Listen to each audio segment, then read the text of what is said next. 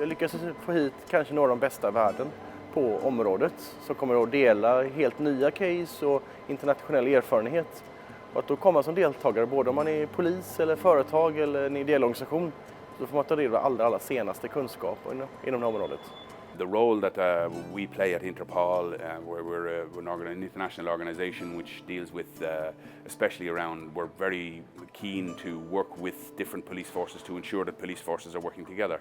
But another aspect of that is to ensure that police forces are working with others. Because as I said in my talk earlier on today, this is a societal issue. It's a very big problem.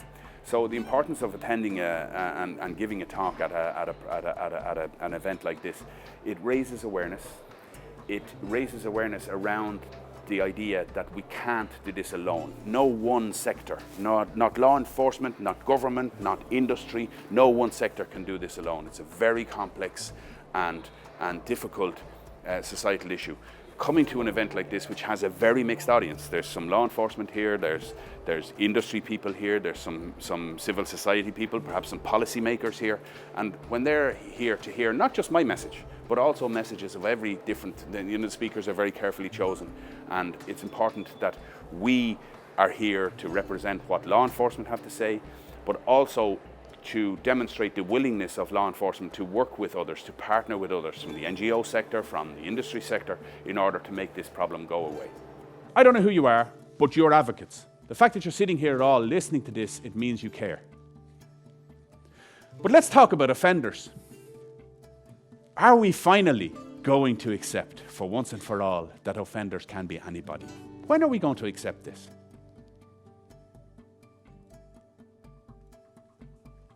Because this is my message to you here today, is that it can be anybody. But it can be anybody who offends, but it can also be anybody who changes and makes a difference. Det här är ju en komplicerad fråga. Vi har valt att vara öppna och transparenta. Vi pratar om att vi har det här, för det tillför ett värde för oss. Vi tycker att det här understryker våra egna etiska värden och det vi jobbar med inom Ericsson. På ett sätt så gör det här enklare för oss på Ericsson att leva upp till våra egna ideal. Man måste sköta det här på ett snyggt sätt.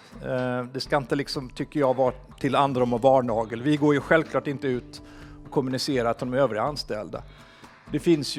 Det här är ju ett stigmata som drabbar den personen det här berör. Och vi gör inte mer än att vi försöker att den här personen passar inte på Ericsson, ja då får han lämna, för det är oftast en han. Eller att man då på något vis gör att den här personen blir omhändertagen av det legala systemet. Att det följer kanske en dom och en påföljd på det här brottet. Kärnan i mitt budskap är att alla måste hjälpa till för att stoppa spridningen av barnpornografi. Det är ett fruktansvärt brott. Det handlar om barn och ungdomar i beroendeställning. Där måste vi göra allt för att skydda. Och kan vi som arbetsgivare bidra och skydda, så ska vi göra det. Jag tycker fler borde göra det. När jag sen jobbade som ombudsman så hade jag en kollega, väldigt högt rankad på ett stort förbund. Var en framtidsman på det förbundet, kan jag säga. Han var en blivande förhandlingschef på det förbundet. Högt anseende. Sen sa det bara pang. Han försvann snabbt bort från jobbet. Och man hittade, tror jag, flera tusen barnporrbilder i hans dator på jobbet. Det känns bra att säga att vi gör allt vi kan i Växjö kommun för att förhindra att barn utsätts för dels bilderna på elevdatorer och liknande, där vi har skydd. I alla iPhones, i alla iPads, som blir ett skalskydd från att det ska nå oss. Också att vi agerar när det händer saker, när man utnyttjar barn på olika sätt. Så att vi tror också att det är ett bra rekryteringsinstrument, att vi tar vårt ansvar här. Det vi kan göra, det ska vi göra. Det viktigaste jag pratar om, det är att jag ser hur viktigt det är för barn att våga berätta om det här och kunna mötas av en vuxen som faktiskt vet vad de pratar om. En vuxen som bemöter dem i deras värld och tar den på allvar. Det de har varit utsatta för, det måste man också kunna prata med någon som de förstår och som de inte måste berätta alla fenomen bakom. Det är den här distansen mellan oss och barnen som gör ett stort problem. Nu jobbar jag ju med det här varenda dag, så jag känner mig ganska bekväm med de här arenorna där barnen rör sig. Men ändå så är det inte självklart för mig, för jag har inte det. Jag fick min första mejladress, tror jag, när jag var 25. Jag köpte min första mobiltelefon 97 tror jag. Jag har fortfarande kvar samma nummer. Det är liksom en självklar skillnad och de känner av den där väldigt snabbt. Barn är extremt perceptiva för att känna när, okej, det här, de vet inte vad de pratar om. De provpratar lite med vuxen och så bara, nej, de fattar inte, då skiter i det. Så ska man prata med barn om den här världen, då måste man respektera också att barnen lever precis lika verkligt på nätet och på sociala medier som de lever det här livet som vi lever här just nu. Det måste man faktiskt förstå och respektera. Och inte säga så, men alltså, gud vad ni håller på med era telefoner, jag fattar ingenting av det där. Usch vad det, gå ut och lek istället. Alltså det är inte så längre. Mitt huvudbudskap med att berätta om just det här, det är att visa vad barnpornografi är. Att det inte handlar om barnpornografi utan att det handlar om dokumenterade sexuella övergrepp mot barn. Det är absolut det viktigaste budskapet. Jag brukar visa den här bilden. Det här är lite som man kan tänka sig att samhället ser på den här typen av brott. På den här typen av material som vi kommer att prata om. Man vill inte se, man vill inte veta, man vill inte höra. För pratar man inte om det så finns det inte, eller hur?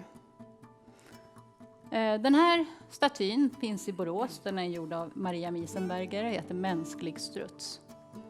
Och det är lite så som vi i samhället fungerar. Vi stoppar huvudet i sanden. Alla stora företag runt om i världen, eller de som jobbar internationellt eller har stora IT-system eller stora personalstyrkor, de har också en skyldighet, vare sig man är privat företag eller i den offentliga sektorn, att ta den här brottsligheten på allvar som finns i skuggan. My experience in this investigative field now spans 15 years. So when I first started, we were dealing with kilobytes, megabytes of data during our seizures. Now we're dealing with terabytes. And it has been physically impossible for our investigators to focus their attention on potentially what the offender has actually produced themselves in collections that are reaching that scale. So the fact that industry, and in this case NetClean, has stepped in and produced a software platform that we as law enforcement can use globally, it has had an enormous impact. Not just in time saving. I mean, in time saving on a 12 terabyte case, it saves us months of an investigator going through material. And that investigator will make mistakes and miss things. Technology doesn't make those mistakes. So it doesn't just save us time, and it actually focuses the investigator on what he or she should be looking at, which is what that offender has done, what child that person has hurt. And as an investigative tool, what NetClean has provided is invaluable to us. Och jag tror det var Mick som pratade egentligen om att ju fler stenar vi vänder på, desto mer upptäcker vi. Så egentligen så hoppas jag att när vi sitter här nästa år att problemet har vuxit. För det betyder egentligen att vi har hittat fler, vi har räddat fler barn och vi har hittat fler förövare. För det är inte så att det är ju lite så att problemet växer just nu i den omfattning som vi tillsätter resurser. Jag vill också tacka alla talarna för att ni ville dela med er. John, Mick, thank you for letting us having you here and take your time to travel to Sweden. Jag tycker vi ger varandra en jättestor varm applåd.